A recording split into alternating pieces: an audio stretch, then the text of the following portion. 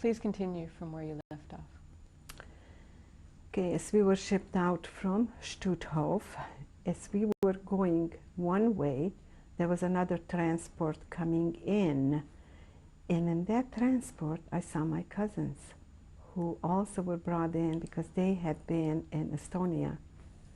And they were brought back to Stutthof. As we were going out, they were coming in. And all we could do is just wave.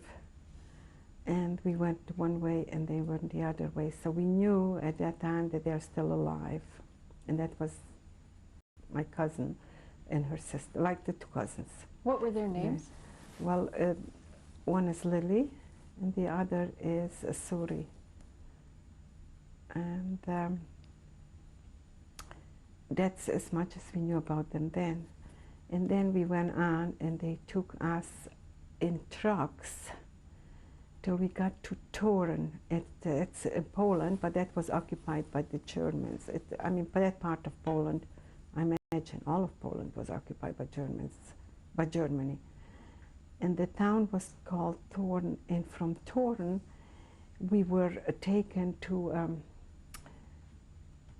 a small place, like it wasn't really a town, for a working camp. And what we were doing, we were digging ditches behind the front lines for the soldiers, you know, as they stand in ditches. And, you know, we were always doing them further and further. And at night we would be taken back to camp. And the camp consisted of tents, again, big round tents with, and it was winter in Poland. It was very cold, and by that time our hair started to grow a little. Our hair was about an inch and a half long by then, and as we were sleeping in the tents, our hair would even sort of freeze to the tent, you know, because we were so close, you know, and it all around. In the middle was the stove.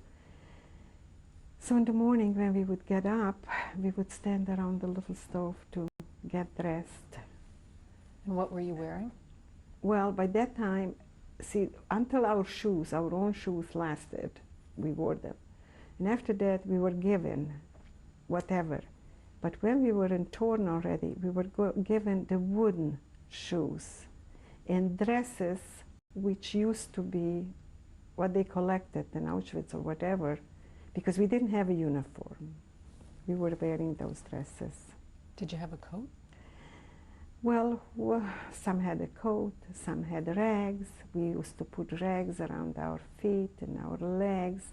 And those wooden shoes were big, so we were able to put rags in them, and that's what we were wearing.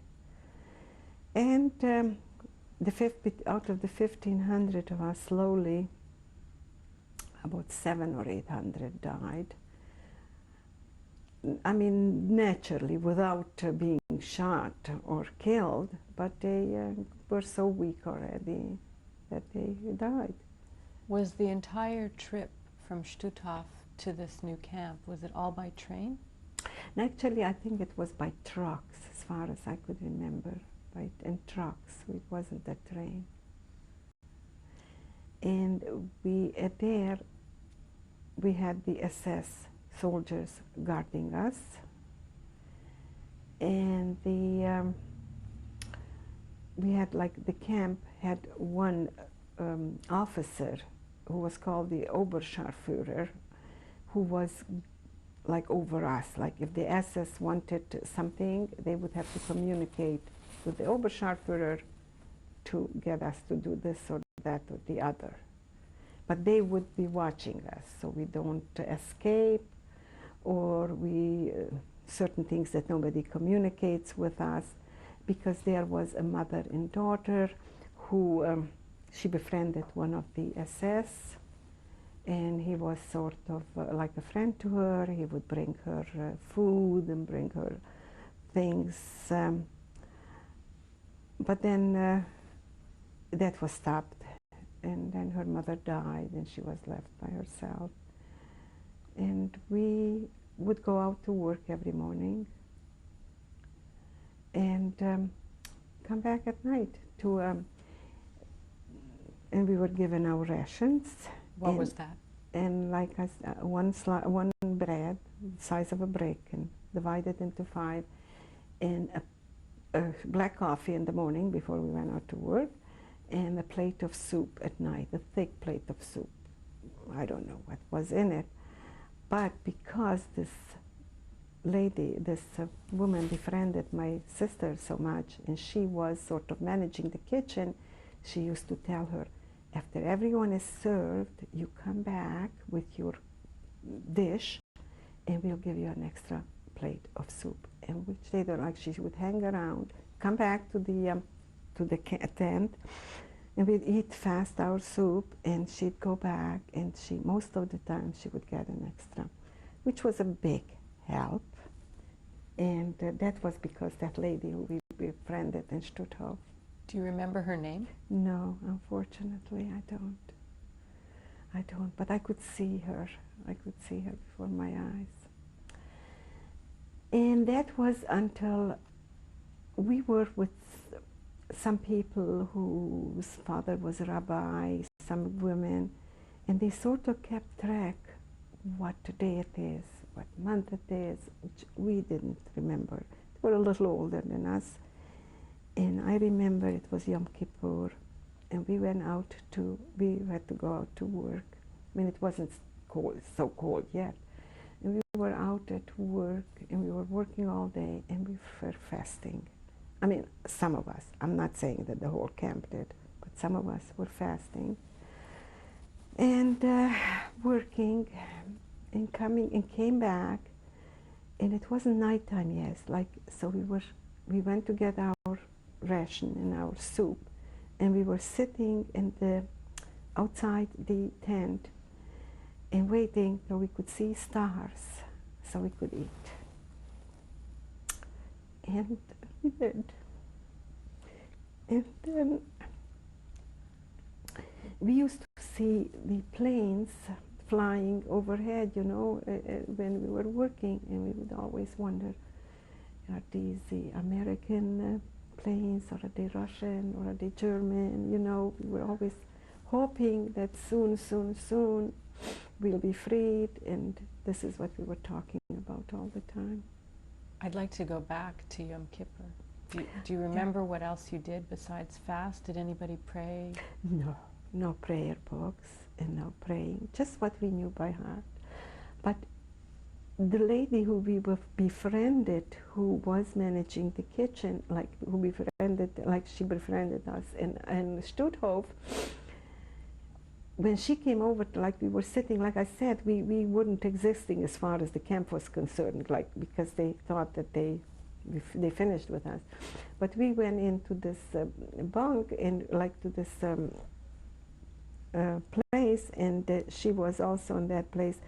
And before she came over to us, she heard us pray, my sister and I, every Saturday night before it's out, before Shabbos is out, we always say God for Abraham, because I remember with my mother, every Saturday night we used to sit, my father was in shul, at the synagogue, and she would sit with us, and all together we would say God for Abraham. And we continued that in camp. And when she heard us, she came over, and that's when she told us that she'll try and get us into this transport to go when she is going. And that's the only prayers, really. You don't remember praying on Yom Kippur? No praying at all. There was no time, then there was no prayer books or anything like that. No, and of course we didn't know anything by heart. I mean, in the morning, sometimes we'd say, Moitiani in the morning when we'd get up, and sometimes we wouldn't even say that. But that stays in my mind vividly on Yom Kippur, how we waited till we could see the stars and eat. And every day, my sister and I, we said that every day we'll save a slice of bread. Out of that because we got 2 portions, the 2 of us. So 1 slice we would save, and that would dry up, you know, and we'd keep it in a bag. It was always kept under our heads, you know, because everybody was saying whatever they could. I mean, that's the way it was, everybody for themselves. And that bread really helped us.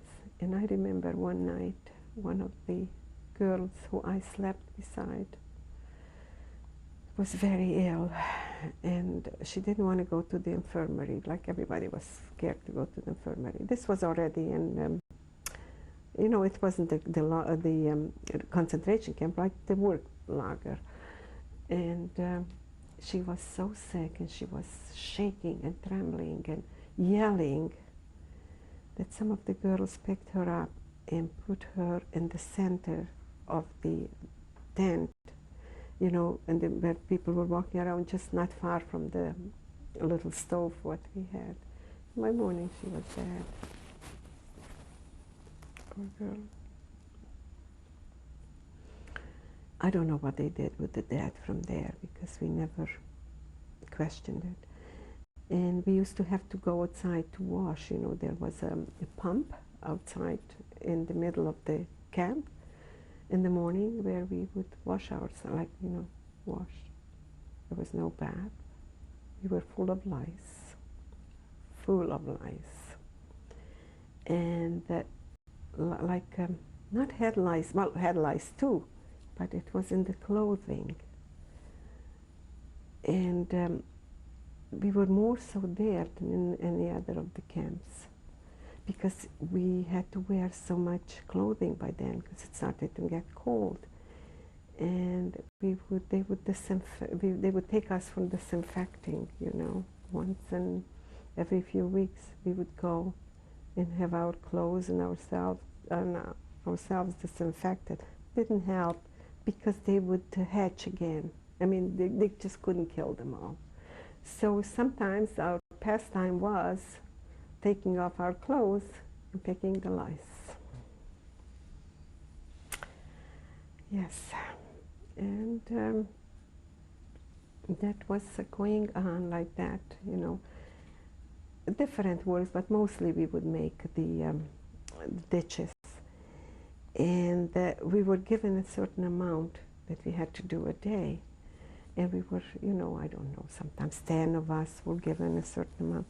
And of course my sister was always where I was. She just didn't, as far as I knew then, she didn't want to work.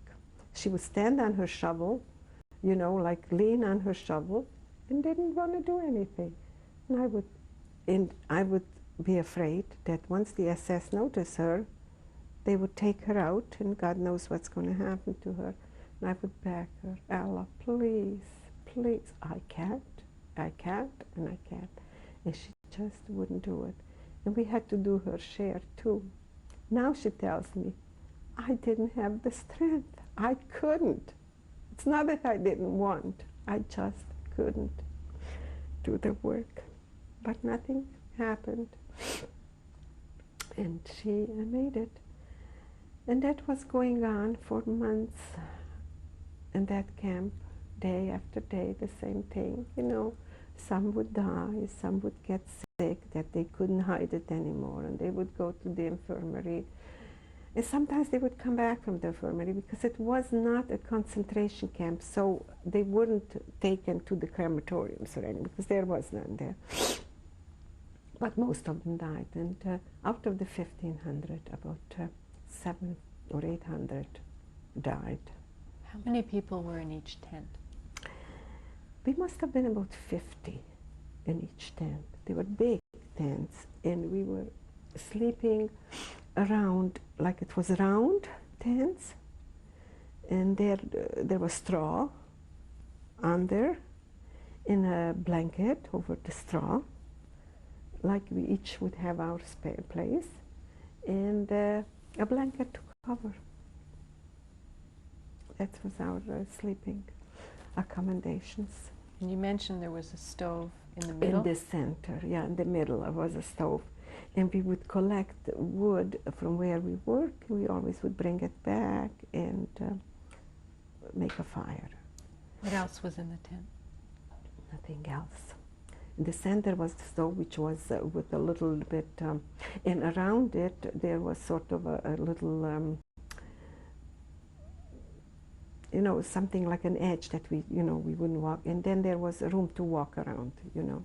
As we came in the door, we would go onto that walk and then climb over, which wasn't much of a climbing, but, you know, just something to keep the straw from the center. We would just go onto our beds. And we would sit there and lice out and clean the lice. Yeah. And after a while, you know, less and less people, we were less and less, and we would already hear the shooting, you know, like from far from distance, but we knew there was something going on. And then one day we got up and we were told that we are moving out. And that was in January 1945. And we were moving out of this camp. And the Oberscharführer, like who was our, who the officer said that we will be marching, and we will be sort of about 5 or so in a line and marching. And the sick, he said, will go with us, but they will be taken in a cart, which it was so, yes. They were put on a cart and taken. But there were 3 sisters together, and one of them was sick. And she was in the infirmary, and they didn't believe that the sick ones will come with us. So the 2 sisters asked to get her sister out from the infirmary, and she will be able to walk. Of course, she didn't. She was very weak, and the 2 sisters, like they would hold her, one on one side, one on the other side, and they walked for a while, but nobody wanted to be the last or close to the last. Everybody wanted to try to be at least in the middle or in the front of the procession. And because the SS soldiers were walking with us on both sides and in the back, and if they saw anybody who wasn't able to, they would just take them out to the side of the road and shoot them and leave them. And I'll never forget when these 3 sisters were pulling their sister, you know, the 2 pulling their sisters, and the SS noticed. They just took her out from their arms to the side of the road and shot her right in front of them, in front of everybody. And we had to go on. And we were walking, and at one place we came to a bridge, and we were asked to go fast, fast, fast across the bridge, not to linger on, you know, go real fast. And as soon as we crossed the bridge was blown up. Because I guess they thought that that'll keep the Russians from, you know, advancing so fast. And we kept on going for about 5 days. And that's when our saved bread came to very good use, because some days we didn't get anything to eat at all. And we had about 50 slices of bread saved, my sister and I. So we would eat that, and we would share it with the others who didn't have anything, because a lot of them just, when they got their rations, they would eat it up, and that was it. It was came in really handy, that saving. Did they give you any food? Sometimes when we stopped at night, they would give us something, but most of the time, no. No, they were just rushing us through. And then as we were about the 5th day, as we were walking, the Oberscharführer stopped us, and he said that the SS soldiers, apparently the way he put it, were going to shoot us all, because they had to leave because the Russian army was approaching very fast, and they didn't want to fall prisoners, and they had to leave, and they didn't want to leave us. So they were going to shoot us. But the Oberscharführer said, I will take care of them. And I remember him putting on, you know, with bullets, a whole, because otherwise he wasn't carrying any guns, you know. And he put that on, and he stopped us. He was telling us, look, the SS soldiers are leaving. You're in my care now, and I will be taking care of you. And because that's when he said the Russian army is approaching, and they have to go. They don't want to become prisoners, and they were going to shoot. He said it right then. They were going to shoot us, but he said that he's going to take over, and we should behave. Did we have any choice? What were you thinking? Like I said, we weren't thinking. I'll tell you, because really all the time I was in camp, from the first day on, we never menstruated. There must have been something put in our food that not to think and not to have anything, something like that. So all this time, I imagine, because really we couldn't think straight. We were just, one thing we were thinking, there's going to come a day soon that we'll be freed. We have to hang on, and we'll go home, and we'll find our parents, and everything will be back as before. So naive. At least we were very naive. So you thought everybody was still alive? Yes, yes. Although in Auschwitz, those fires, which I knew now, but I didn't know then, that the crematoriums were so overloaded that they were burning people and they made a big ditch, and that's what the big fires were.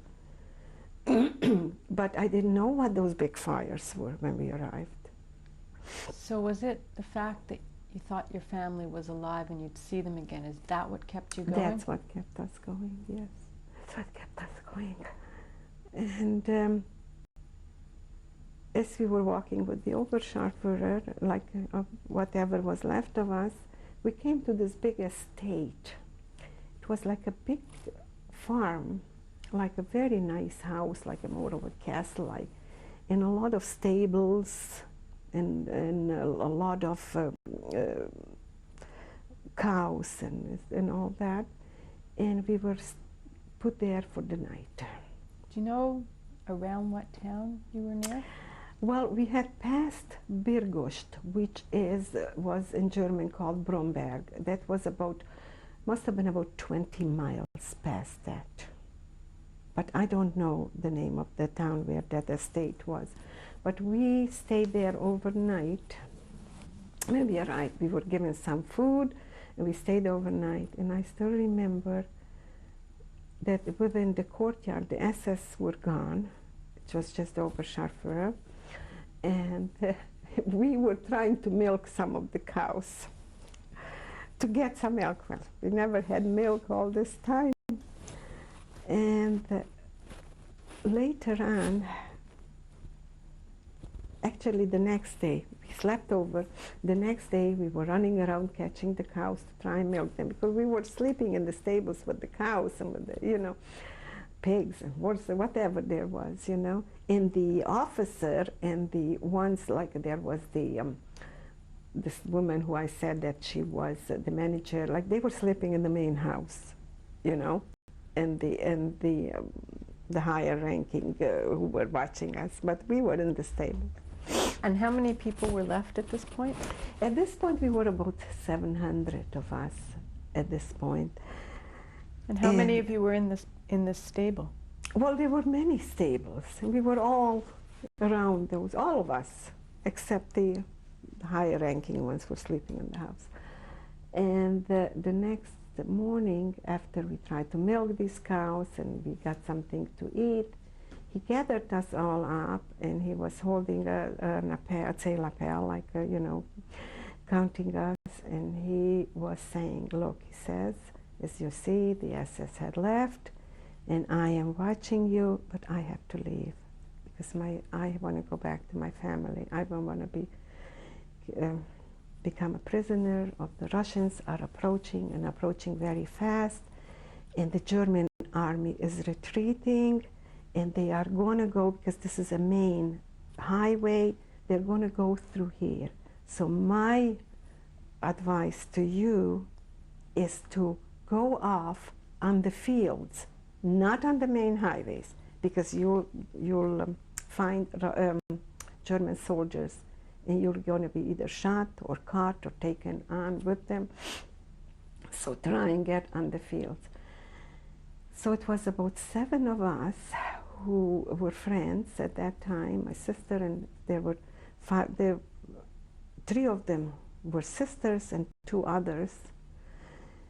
We decided we leave. It was already getting a little bit dark at night that we leave. The snow was deep, it was January, and we went on the fields, you know. We left there and we took off on the fields, and far away we saw a little light, like a little house and a light. So we were aiming for that. And as we were coming closer and closer, we saw it was a farmhouse. We came up to the door and we knocked at the door, and this man, we couldn't talk to him. He was a Polish man, because by that time the Germans had run off, whoever were settled there. It was a Polish farm, and as he opened the door, we saw some of the people from were already sitting there in the kitchen by them. And we said that we are 7 of us and we would like him to give us some place. He says, look, I can't let you stay in the house, I'm full, but if you want, you could stay in the stable. And we said, fine. And he took us into the stable, and there were 7 of us. It was nice and warm there with the animals. The next day he brought us some food, some soup, and we had that once a day. And the day after he brought us some soup, and we sat there in the stable, and we just heard all the shooting and the things going on outside, but far away, because this wasn't on the road, this house. And after 3 days he came in and he said to us, the Russians are here, they occupied this area, the Germans are gone, I have no more food, I would like you to leave. And he said, well, he spoke in a broken German, which we understood. He said, so we asked, how are we going to go? And he said, showed us the way to go back from where we came from to this estate. And we set out and we went, and in the middle, we met the Russian soldiers, and they started yelling, "Stoy," you know, we should stop. Although they saw us with our wooden shoes, with the clothes, with the red stars on them, whether they didn't know or didn't want to know that we are, or they thought maybe we are just disguised, and they stopped us, and they took us back to the same estate where we had left from, and there was the Russian headquarters set up, and they brought us to their officer, and he says, "What did you bring these for to me?" He was yelling to them. And they were drinking, they were screaming, they were yelling, the soldiers. There was a German dead soldier lying on the floor, and they were dancing around him, drinking around him, yelling. And they gave us some bread. By that time, I decided, the officer told them, "Why did you bring these? These are from the concentration camp." They gave us bread, but their bread was so bad that even after the German bread, what we ate, we couldn't eat it. And I'm going to stop there, and we'll change the tape.